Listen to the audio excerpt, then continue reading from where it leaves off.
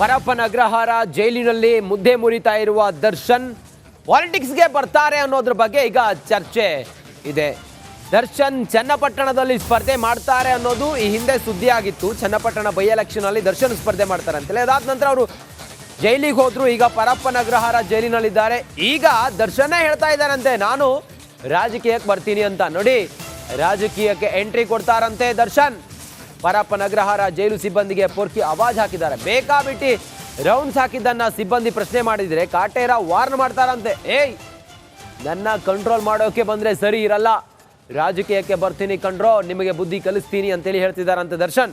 ಜೈಲು ಹೊಕ್ಕಿ ಆಗಿದ್ರು ಕೂಡ ಸಿಬ್ಬಂದಿಗೆ ದಾಸ ಆವಾಜ್ ಹಾಕ್ತಾ ಇದ್ದಾರಂತೆ. ಜೈಲಲ್ಲಿ ವರಸೆಯನ್ನ ಬದಲಾಯಿಸಿಕೊಂಡಿದ್ದಾರಂತೆ ಕಾಟೇರ. ಇದೆಲ್ಲ ಇನ್ಸೈಡ್ ಜೈಲು, ಜೈಲಿನ ಒಳಗಡೆ. ಪರಪ್ಪನ ಅಗ್ರಹಾರ ಜೈಲಿನಲ್ಲಿ 1 ತಿಂಗಳಾಯಿತು ದರ್ಶನ್ ಅಲ್ಲೇ ಇದ್ದು ತಮ್ಮ ವಾಸ. ಅಲ್ಲಿ ಜೈಲು ಸಿಬ್ಬಂದಿಗಳೇನಿದಾರಲ್ಲ ಅವರು ಎರ್ರಬಿರಿಯಾಗಿ ಓಡಾಡಬೇಡಿ, ನಿಮಗೆಲ್ಲ ಅದಕ್ಕೆ ಅವಕಾಶ ಇಲ್ಲ ಅಂತೇಳಿ ಹೇಳಿದಾಗ ಅವರಿಗೆ ವಾರ್ನ್ ಮಾಡಿದಾರಂತೆ, ನಾನು ಪೊಲಿಟಿಕ್ಸಿಗೆ ಬರ್ತೀನಿ, ಎಚ್ಚರೆಂದಿರಿ ಅಂತ ಹೇಳಿ.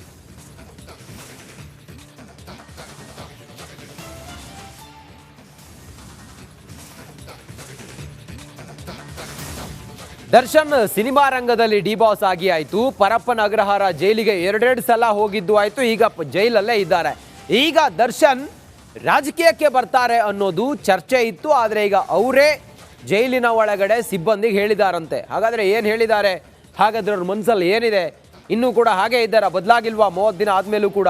ಇದೆಲ್ಲದಕ್ಕೆ ಸಂಬಂಧಪಟ್ಟ ಹಾಗೆ ಒಂದು ವರದಿ ಇದೆ, ನೋಡೋಣ ಬನ್ನಿ.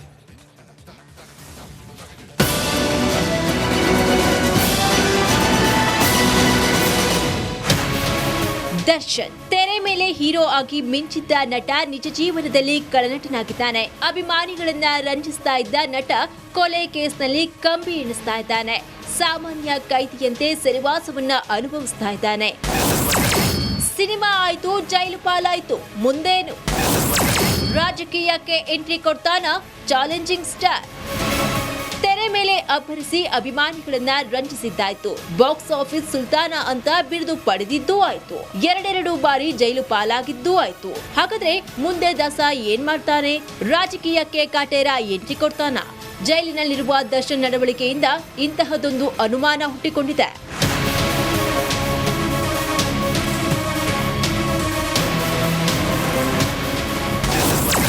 ಮುಂದೆ ನಂದೇನಿದ್ರು ರಾಜಕೀಯನೇ. ಜೈಲಿನಲ್ಲಿ ದರ್ಶನ್ ಧಮ್ಕಿ ಹಾಕಿದ್ದು ಯಾರಿಗೆ? ಎಸ್, ಸೆರೆಮನೆಯಲ್ಲಿ ನಟ ದರ್ಶನ್ ಜೈಲು ಸಿಬ್ಬಂದಿಗೆ ಧಮ್ಕಿ ಹಾಕಿದ್ದಾನಂತೆ. ನನ್ನ ವಿಚಾರಕ್ಕೆ ಬಂದ್ರೆ ಹುಷಾರ್ ಅಂತ ಎಚ್ಚರಿಕೆ ಕೊಟ್ಟಿದ್ದಾನಂತೆ. ಸಿನಿಮಾ ಆಯ್ತು, ಏನೇನಿದ್ರು ನನ್ನದು ರಾಜಕೀಯ, ಹೀಗಾಗಿ ನನ್ನ ವಿಚಾರಕ್ಕೆ ಬರದಂತೆ ಯಾವ ವಿಷಯದಲ್ಲೂ ತನ್ನನ್ನ ಕಂಟ್ರೋಲ್ ಮಾಡದಂತೆ ಎಚ್ಚರಿಕೆಯನ್ನ ಕೊಟ್ಟಿದ್ದಾನಂತೆ.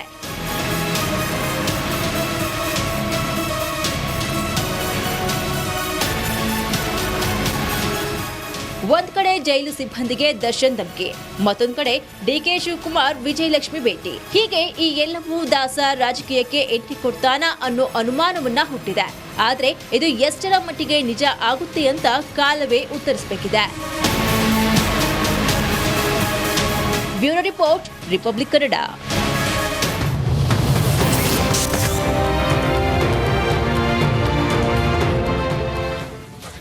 ಪರಪ್ಪನ ಅಗ್ರಹಾರ ಜೈಲಿನಲ್ಲಿ ದರ್ಶನ್ ಮುದ್ದೆ ಮುರಿತಾ ಇದ್ದಾರೆ. ಅವರಿಗೆ ಅಲ್ಲಿ ಸರಿಯಾಗಿ ಊಟ ಸರಿ ಹೊಂದುತ್ತಾ ಇಲ್ಲ, ಜಿಮ್ ಇಲ್ಲ, ವರ್ಕೌಟ್ ಇಲ್ಲ, ಏನೂ ಇಲ್ಲದೆ ಸೊರಗಿ ಹೋಗಿದ್ದಾರೆ. ಅವರ ವೆಯ್ಟ್ ಲಾಸ್ ಕೂಡ ಆಗ್ತಾ ಇದೆ ಅನ್ನೋದು. ದರ್ಶನ್ 10 kg ತೂಕ ಕಮ್ಮಿ ಆಗಿದ್ದಾರೆ ಅನ್ನೋದು. ಪರಪ್ಪನ ಪಂಜರದಲ್ಲಿ ಪೊರ್ಕಿ ಪರದಾಟ ಮಾಡ್ತಾ ಇದ್ದಾರೆ. ಜಿಮ್ ಇಲ್ಲ, ವರ್ಕೌಟ್ ಇಲ್ಲ, ಸೊರಗೋಗಿದ್ದಾರೆ ದರ್ಶನ್. ಭೂಪತಿಯ ತೂಕ ಕಡಿಮೆ ಆಗಲು ಏನು ಕಾರಣ? ಹಾಗಾದ್ರೆ ವರ್ಕೌಟ್ ಬಿಟ್ಟಿದ್ರಿಂದ ದಾಸನಿಗೆ ತೊಂದರೆ ಆಯ್ತಾ? ದಚ್ಚು ಬಗ್ಗೆ ಬಾಡಿ ಬಿಲ್ಡರ್ ಏನು ಹೇಳ್ತಾರೆ ಬನ್ನಿ ನೋಡೋಣ. ನೋಡಿ, ದರ್ಶನ್ ತೂಕ ಕಮ್ಮಿ ಆಗಿದ್ದಾರಲ್ಲ, ಮತ್ತೆ ಅವರಿಗೆ ಊಟ ಸರಿಯಾಗಿ ಸೆಟ್ ಆಗ್ತಾ ಇಲ್ಲ, ಮನೆ ಊಟ ಬೇಕಂತ ಹೇಳ್ತಾ ಇದ್ದಾರೆ, ಸೊರಗು ಹೋಗಿದ್ದಾರೆ. ಇದೆಲ್ಲದ್ರ ಕುರಿತಾಗಿ ಬಾಡಿ ಬಿಲ್ಡರ್ ಏನು ಹೇಳ್ತಾರೆ, ಇದೆಲ್ಲದ್ರ ಕುರಿತಾಗಿ ಒಂದು ವರದಿ ಇದೆ. ದರ್ಶನ್ ಈಗ ಹೇಗಿದ್ದಾರೆ ಪರಿಸ್ಥಿತಿ? ಅವರು ಜಿಮ್ ಬಿಟ್ಟಿದ್ರಿಂದಾಗಿ ಅಥವಾ ಸರಿಯಾಗಿ ಪ್ರೋಟೀನ್ ಯುಕ್ತ ಅವರಿಗೆ ಆಹಾರ ಸಿಗದೇ ಇರೋದ್ರಿಂದಾಗಿ ಅವರ ಅಷ್ಟು ದಪ್ಪ ಇದ್ರು ದರ್ಶನ್, ಅಥವಾ ಫಿಸಿಕಲಿ ಫಿಟ್ ಆಗಿದ್ರು, ಈಗ ಡೌನ್ ಆಗೋದಕ್ಕೆ ಕಾರಣ ಏನು? ಮತ್ತು ಅವರ ಬಾಡಿ ಫಿಟ್ನೆಸ್ ಎಲ್ಲ ಹೇಗಿದೆ? ಈ 1 ತಿಂಗಳಿಂದ ಅವರು ಜಿಮ್ ಬಿಟ್ಟಿದ್ರಿಂದಾಗಿ ಅವರಲ್ಲಿ ಏರಿಳಿತ ಆಗೋದಕ್ಕೆ ಏನು ಕಾರಣ? ಇದೆಲ್ಲದರ ಕುರಿತಾಗಿ ಒಂದು ವಿಶೇಷ ವರದಿ ಇದೆ, ನೋಡೋಣ ಬನ್ನಿ.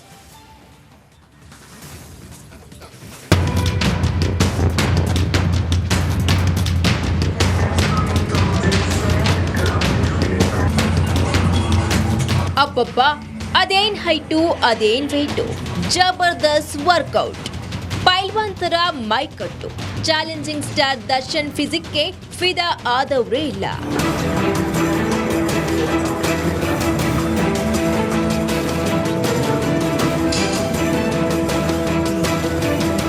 ನೋಡಿದ್ರಲ್ವಾ ಕೊಲೆ ಆರೋಪಿ ಕಟೇರನ ಮೈಕಟ್ಟನ್ನ. ಅದೆಷ್ಟೇ ಬ್ಯುಸಿ ಇದ್ರೂ ಭೂಪತಿ ಜಿಮ್ಗೆ ಹೋಗೋದನ್ನ ಮರಿತಾ ಇರ್ಲಿಲ್ಲ, ವರ್ಕೌಟ್ ಮಾಡದೆ ಇರ್ತಾನೆ ಇರ್ಲಿಲ್ಲ. ಇಂತಹ ದೈತ್ಯ ದೇಹದ ದಾಸ ಈಗ ಜೈಲು ಪಾಲಾಗಿ ಸೊರಗಿ ಹೋಗಿದ್ದಾನೆ. ಒಂದಲ್ಲ ಎರಡಲ್ಲ, ಬರೋಬ್ಬರಿ 10 ಕೆಜಿ ತೂಕವನ್ನ ಕಳೆದುಕೊಂಡಿದ್ದಾನೆ. ದರ್ಶನ್ ತೂಕ ಕಡಿಮೆ ಆಗಲು ಕಾರಣವೇನು? ವರ್ಕೌಟ್ ಬಿಟ್ಟಿದ್ರಿಂದ ದಾಸನಿಗೆ ತೊಂದರೆನಾ? ಜೈಲಲ್ಲಿ ವರ್ಕೌಟ್ ಮಾಡಲಾಗದೆ ದರ್ಶನ್ ಒದ್ದಾಡ್ತಿದ್ದಾರೆ, ತೂಕ ಕಳೆದುಕೊಂಡು ಸೊರಗಿದ್ದಾನೆ. ಹಾಗಾದ್ರೆ ವರ್ಕೌಟ್ ಬಿಟ್ಟಿರೋದ್ರಿಂದ ದರ್ಶನ್ಗೆ ಯಾವುದೇ ತೊಂದರೆ ಆಗಲ್ವಾ? ಈ ಬಗ್ಗೆ ಬಾಡಿ ಬಿಲ್ಡರ್ ಜಿಮ್ ರವಿ ಹೇಳೋದು ಹೀಗೆ. ದರ್ಶನ್ ಸರ್ ಏನಾಗಿದ್ದಾರೆ, ಸುಮಾರು ವರ್ಷಗಳಿಂದ ಮಾಡ್ತಾಯಿದ್ದಾರೆ, ಸುಮಾರು 30 ವರ್ಷದಿಂದ ಮಾಡ್ತಾಯಿದ್ದಾರೆ ನನಗೆ ಗೊತ್ತಿದ್ದಂಗೆ. ಸೊ ಅವರಿಗೆ ಒಂದು 6 ತಿಂಗಳು ವರ್ಕೌಟ್ ಮಾಡಲಿಲ್ಲ ಅಂದರೂ ನಡೀತದೆ, ಏನೂ ತೊಂದರೆ ಆಗಲ್ಲ. ಮತ್ತೆ ಅವ್ರು ಬಂದು ಮತ್ತೆ ವರ್ಕೌಟ್ ಸ್ಟಾರ್ಟ್ ಮಾಡಿದಾಗ ತನ್ನದೇ ಆದಂಥ ಒಂದು ಆಹಾರ ಪದ್ಧತಿನ ಅಳವಡಿಸ್ಕೊಂಡು ತನ್ನದೇ ಆದಂಥ ಒಂದು ಟೈಮಿಂಗ್ಸ್, ಜಿಮ್ ಟೈಮಿಂಗ್ಸ್ ಇರ್ತದೆ, ಅದನ್ನು ಮಾಡಿದಾಗ ಖಂಡಿತ ವಾಪಸ್ ಬಾಡಿ ಬರ್ತದೆ. ನಟ ದರ್ಶನ್ 6 ತಿಂಗಳು ವರ್ಕೌಟ್ ಮಾಡದಿದ್ರೂ ಯಾವುದೇ ತೊಂದರೆ ಆಗಲ್ವಂತೆ. ಸಾರಥಿಗೆ ವರ್ಕೌಟ್ ಬಗ್ಗೆ ತುಂಬಾ ಜ್ಞಾನ ಇದೆ. ಹೇಗೆ ಸಣ್ಣ ಆಗಬೇಕು, ಹೇಗೆ ದಪ್ಪ ಆಗಬೇಕು ಅಂತ ಕಾಟೇರನಿಗೆ ಗೊತ್ತಿದೆಯಂತೆ. ಅವರೊಬ್ಬ ಬಾಡಿ ಬಿಲ್ಡರ್ ಅಲ್ಲದೆ ಜೊತೆಗೆ ಅವರೊಬ್ಬ ಕೋಚ್ ಅಂದರೆ ತಪ್ಪಾಗಲಾರ್ದು. ಅವ್ರಿಗೆ ಅಷ್ಟು ನಾಲೆಡ್ಜ್ ಇದೆ. ಬಾಡಿ ಬಿಲ್ಡಿಂಗ್ ಬಗ್ಗೆ ಆಗ್ಬೋದು, ದೇಹ ಬೆಳೆಸೋದ್ರ ಬಗ್ಗೆ ಆಗ್ಬೋದು, ತೂಕನ ಕಡಿಮೆ ಮಾಡ್ಕೊಳ್ಳೋದಾಗ್ಬೋದು, ತೂಕ ಜಾಸ್ತಿ ಮಾಡ್ಕೊಳ್ಳೋದಾಗ್ಬೋದು. ಈಗ ಪ್ರತಿ ಸಿನಿಮಾದಲ್ಲೂ ಒಂದೊಂದು ಶೇಡ್ ಇರ್ತದೆ ಅವ್ರಿಗೆ. ಆ ಶೇಡಿಗೆ ತಕ್ಕಂಗೆ ಅವ್ರು ರೆಡಿ ಆಗ್ತಾರೆ. ಅವ್ರ ಬಾಡಿನ ಅವ್ರು ಚೇಂಜ್ ಮಾಡ್ಕೋತಾರೆ. ಒಂದು ಬಾಡೀಲಿ ತುಂಬ ದಪ್ಪ ಕಾಣಬೇಕಾದ್ರೆ ಬಾಡಿ ವೇಟ್ ಜಾಸ್ತಿ ಮಾಡ್ಕೋತಾರೆ. ಒಂದು ಸಿನಿಮಾದಲ್ಲಿ ಸ್ಮಾರ್ಟಾಗಿ ಕಾಣಬೇಕು, ಚಿಕ್ಕದಾಗ ಒಂದು ಯಂಗ್ಸ್ಟರ್ ಥರ ಕಾಣಬೇಕು ಅಂದಾಗ ಬಾಡಿ ವೇಟ್ನ ಕಡಿಮೆ ಮಾಡ್ಕೋತಾರೆ. ಆವಾಗ ಏನಾಗುತ್ತೆ, ಅವ್ರಿಗೆ ಅವ್ರ ಬಾಡಿಗೆ ಅಡ್ಜಸ್ಟ್ ಆಗಿಬಿಡುತ್ತೆ, ಬಾಡಿ ಸೆಟ್ ಆಗಿದೆ ಅವ್ರಿಗೆ. ಯಾವ ಥರ ಊಟ ತಿನ್ನಬೇಕು, ಯಾವ ಥರ ಊಟ ನಾವು ತೊಗೊಂಡ್ರೆ ಸಣ್ಣ ಆಗ್ತೀವಿ, ಯಾವ ಥರ ಊಟ ತೊಗೊಂಡ್ರೆ ದಪ್ಪ ಆಗ್ತೀವಿ ಅಂತ ಅವ್ರಿಗೆ ಗೊತ್ತು, ತುಂಬ ನಾಲೆಡ್ಜ್ ಇದೆ. ಅಂದಾಗೆ ದರ್ಶನ್ ಈ ಹಿಂದೆ ದಿನಕ್ಕೆ 3 ಗಂಟೆ ವರ್ಕೌಟ್ ಮಾಡ್ತಿದ್ರಂತೆ. ಊಟ, ಫ್ರೆಂಡ್ಸ್, ಶೂಟಿಂಗ್ ಬಿಟ್ಟರು ಯಾವುದೇ ಕಾರಣಕ್ಕೂ ವರ್ಕೌಟ್ ಬಿಡೋದಿಲ್ವಂತೆ. 25 ದಿವಸ ನಾವು ಜೊತೆಲಿರ್ತೀವಿ ಹೈದರಾಬಾದಲ್ಲಿ ರಾಮೋಜಿರಾವ್ ಫಿಲಮ್ ಸಿಟಿಲಿ. ಅವಾಗ ನಾವು ಇಬ್ಬರು ಒಟ್ಟಿಗೆ ವರ್ಕೌಟ್ ಮಾಡಿದ್ದೀವಿ. ಸೊ ಆವಾಗಲೇ ನನಗೆ ಗೊತ್ತಿತ್ತು ಅವರು ಡೈಲಿ 3 ಅವರ್ ಎಕ್ಸಸೈಸ್ ಮಾಡ್ತಾಯಿದ್ರು. ಅವರು ಯಾವ ಥರ ಅಂದರೆ ಅವರು ಊಟ ಬೇಕಾದ್ರೆ ಬಿಡ್ತಾರೆ, ಫ್ರೆಂಡ್ಸ್ನ ಬಿಡ್ತಾರೆ, ಅವ್ರ ಹವ್ಯಾಸಗಳನ್ನ ಬಿಡ್ತಾರೆ, ಶೂಟಿಂಗ್ನ ಬೇಕಾದ್ರೆ ಬಿಟ್ಬಿಡ್ತಾರೆ. ಆದರೆ ವರ್ಕೌಟ್ನ ಅವರೂ ತಪ್ಪಿಸಲ್ಲ. ಅವರು ಬೆಳಗ್ಗೆ 5:30 ಎದ್ದೇಳ್ತಾರೆ ಶೂಟಿಂಗ್ ಇದ್ದಾಗ, ವರ್ಕೌಟ್ ಮಾಡಿ ಆಮೇಲೆ ತದನಂತರ ಫ್ರೆಂಡ್ಶಿಪ್. ಹೀಗೆ ವರ್ಕೌಟನ್ನೇ ಜೀವವಾಗಿಸಿಕೊಂಡಿದ್ದ ದಾಸ ಈಗ ಜೈಲಿನಲ್ಲಿ ಸೊರಗಿರೋದು ಮಾತ್ರ ವಿಪರ್ಯಾಸ.